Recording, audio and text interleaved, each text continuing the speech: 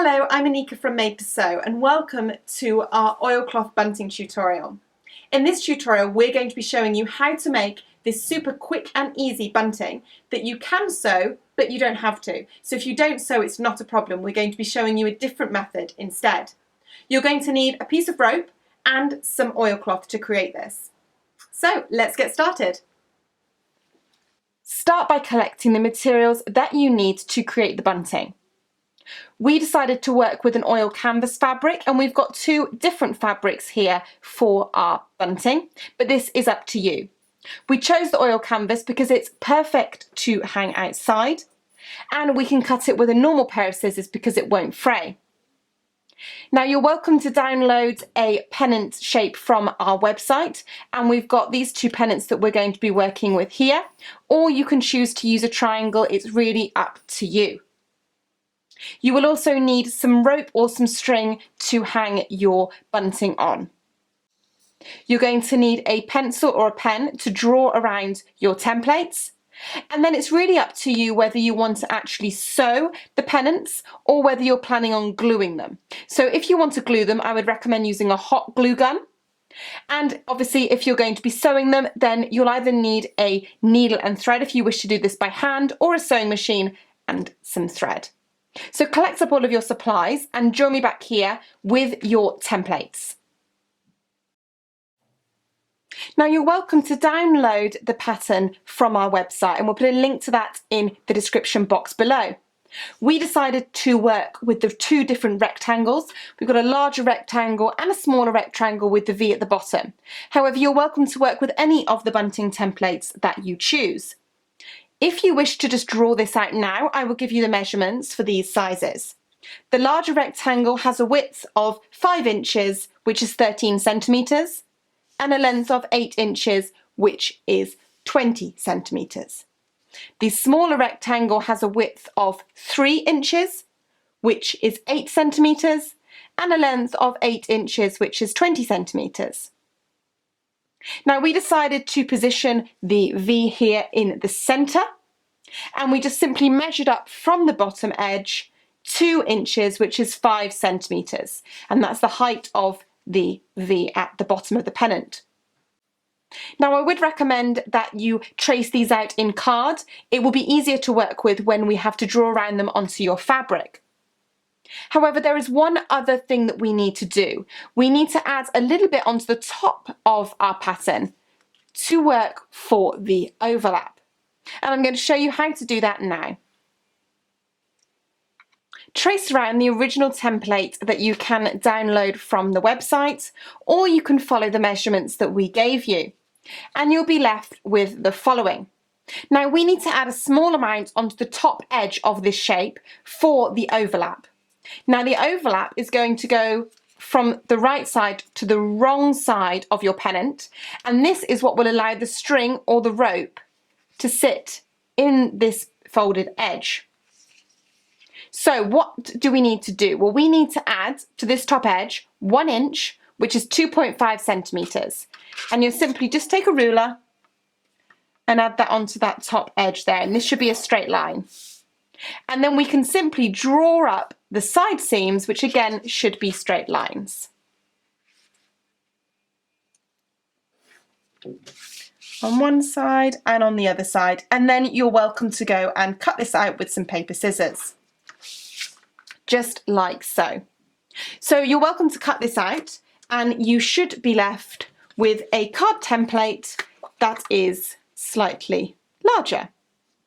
And then we can use these on the fabric and they'll be ready to go. Now you don't have to choose the rectangle shapes from the bunting templates that we have on the website. You're welcome to do this with the triangle, whatever works for you, but you will need to add this 1 inch, 2.5 centimetres of an overlap to the top edge. Now your template is ready, we can position it onto the wrong side of your fabric. As I mentioned before, we're working with an oil canvas here. One thing to point out is that if you have got a pattern on your fabric, you will need to consider the placement of the pattern onto your pennant. For example, here we've got a pattern where we may not want to have the boat in the centre of the pennant. That could look a little bit forced, so we've put it off to one side like so. With the wrong side of your fabric facing up, you're going to draw around your template. Now, this fabric is a gingham, so I need to make sure that my template is going to be sitting straight onto the fabric. And luckily I can kind of see through from the wrong side here. So I can check that it's all lining up nice and straight.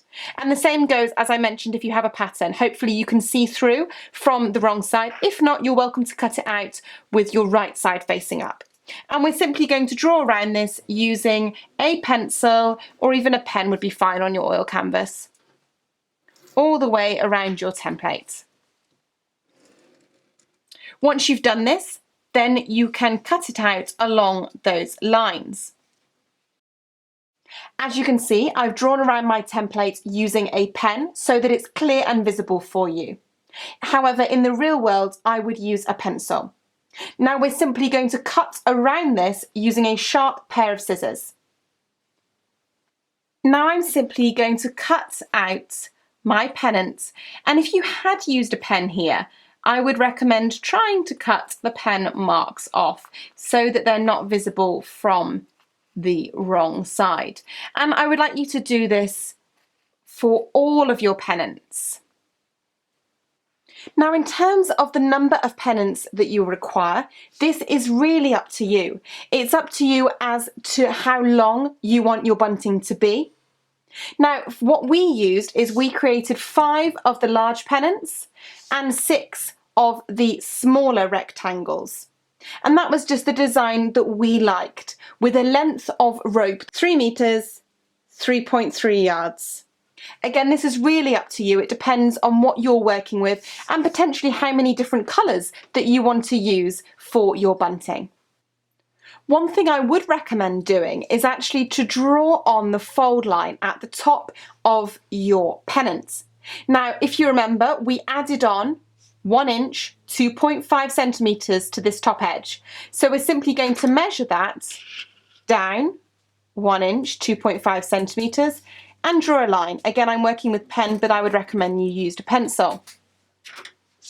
And you can see that this is the line that we're going to need to fold for the overlap. Now, there are a number of options in which to finish your pennants. We're going to fold them along your line, and if you wanted to double check, the amount you folded over should be 1 inch, 2.5 centimetres. Now, you can either sew along this edge on the sewing machine, and we'll show you how to do that in a second. You could also do this by hand with a needle and thread, and I would just recommend doing a standard running stitch and trying to keep your stitches even so that they look even from the front. Now, to hold this in position while you're doing so, the best thing to use are some binder clips or bulldog clips, and you can just position them to hold that edge ready for you to work with on the sewing machine. Now, you can buy fancy versions of these, but really the binder clips, bulldog clips will work fine. The other option, if you don't want to sew your pennants, is to actually use a glue gun to create this. So again, we're going to fold along the line so that you're folding over 1 inch, 2.5 centimetres. And again, I would recommend using some binder clips to hold this in place. Position the binder clips onto the edge. 1 or 2 will be fine to hold everything ready to glue. So you can do this for all of your pennants, and then I'm going to show you the 2 methods, how to glue them and how to sew them on the sewing machine. But as I mentioned, you are more than welcome to hand sew them using a standard running stitch if you would prefer. Now, if you wish to use the glue gun, you're going to want to position a very small amount of glue along the edge of the overlap, and you want to do this as close to the edge as possible, about 1/8, 3 millimeters away from the edge. Use the glue gun to apply a thin layer of glue along the edge, like so, about 1/8, 3mm away. And you can always put a bit of protective paper onto the table if you wish to protect it. Now, the glue gun will dry quickly, so you can simply fold this bit back and press down rather lightly on the edge of your overlap. And that should hold everything in place. You can take off the bulldog clip, and that should all sit nice and flat. If you've got any stray bits of glue, obviously you can pick or pull those off. Not a problem. And there you have it. This is what you would do if you wished to glue and not sew all of the pennants. I would like you to complete this for all of the pennants that you wish to do. Now, if you plan to complete your sewing, join me at the sewing machine and I'll show you how to sew the bit down. If you wish to sew your pennants, you're going to want to sew about 1/8, 3mm away from the edge of your overlap. Now, working with an oil canvas, I would recommend using a walking foot. You will find it easier to move the fabric through your sewing machine. An alternative would be to use a foot such as a Teflon foot with a smooth bottom.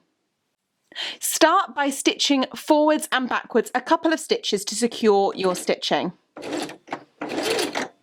And we're just going to be using a standard straight stitch with a length of 2.5mm. And as you near the bulldog clip, you will need to take that out of the way. And sew all the way across, trying to keep your stitching straight, and again forwards and backwards at this end to secure your stitching. And again, I would like you to do this for all of your pennants. If, however, you would prefer to hand stitch this, you are more than welcome. You will just need a needle and a corresponding thread. And then I would recommend trying to make sure that your stitches are even with your running stitch, just so that it looks nice from the right side. You should be at the stage where all of your pennants are ready to go.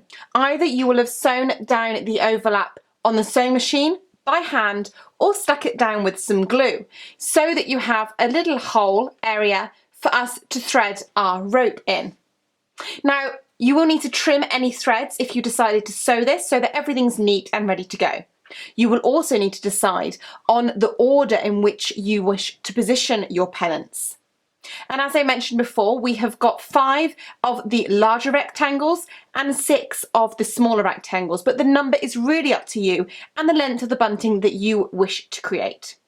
We have decided to position the order of our gingham ones and then our printed seaside picture ones. So we've got gingham, seaside, and we're finishing with another smaller rectangle in the gingham. Decide on the order of the pennants. The best way to do this is to lay them out on a large table or on the floor and have a play. Once you're happy with the decision, we can move on to attaching them onto your rope or string. The rope that we're working with measures about 3/8, 1 centimetre in width, and we have cut a length that measures 3 metres, 3.3 yards. The first thing that you need to do is to tie a knot at the end of the piece of rope, and you can simply do this like so, and you really want to push the knot through so that it's right at the end, and this just looks really nice and it allows you to hang this onto something. If you've got any leftover bit of rope there, you can simply trim that off, but make sure you've pulled it really hard first so that it won't come undone. And then you can get a pair of scissors and trim off any extra. There we go. Now we want to leave a small amount at the ends of the bunting so that you can tie this onto something. We decided to leave 15 inches from the first knot to our second knot. This is 38 centimetres. So we simply measured this using a ruler and positioned another knot at about the 15 inches 38 centimetre mark, and again you want to pull this tightly. However, if you want to leave a longer expanse because you've got something larger that you want to tie this onto, you are more than welcome to do so. Once you've created the knot here, we can start to add the bunting pieces or the pennants onto the rope. Now this is what we're aiming for. We've got a knot at the end of a piece of rope. This is the piece that we will use to tie onto something, to hang up your bunting. Then you've got your starting knot, and we're going to gradually feed the pennants or the bunting onto the piece of rope, positioning a knot in between them to keep them all nice and separate. Now all you need to do is to take the rope or the piece of string and feed it into the hole that we created with our overlap. Now you're welcome to put a little bit of tape at the end of the rope or even a safety pin, and that will just help you be able to feed it through this hole. The key here really is to actually push down on the top of the overlap so that you create a hole to easily feed the rope through, and then it happens quite easily rather than holding it or squashing it flat. Once you've gone through the overlap of the pennant, you're simply going to pull the rope so that you're bringing it all the way down to the knot of the last pennant. Here we go. Once you're at this knot, we then need to tie another knot to hold this particular pennant in position. So we're simply going to tie a knot with the rope and pull that tightly. Now, one thing I would mention is that you really want to try and make sure that there is an even distance between the pennant and the knots. So if you push your pennant as far as you can against the previous knot, I would aim to have 1 inch or 2.5 centimeters until your new knot. And you don't necessarily need to measure this, you can do this by eye. Once you're happy with the placement, you just want to pull nice and tightly to secure the knot. And then we're going to move on and add our next pennant.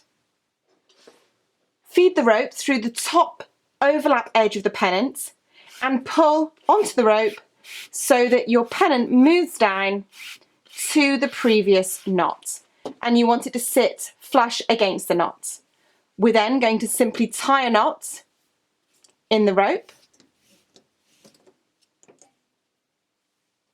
and you want to leave about 1 inch, 2.5 centimeters before your new knot. Once you're happy with the placement, you will pull tight.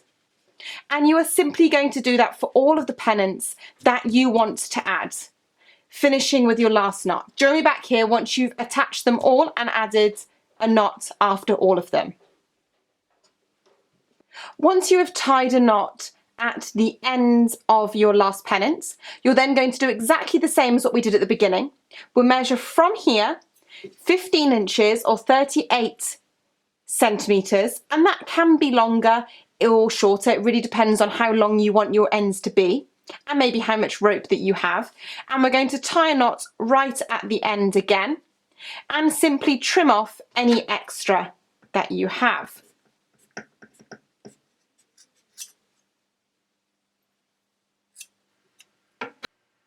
And there you have it. You should have now finished your bunting. I really hope you've enjoyed this tutorial and learned something new. Thanks for watching.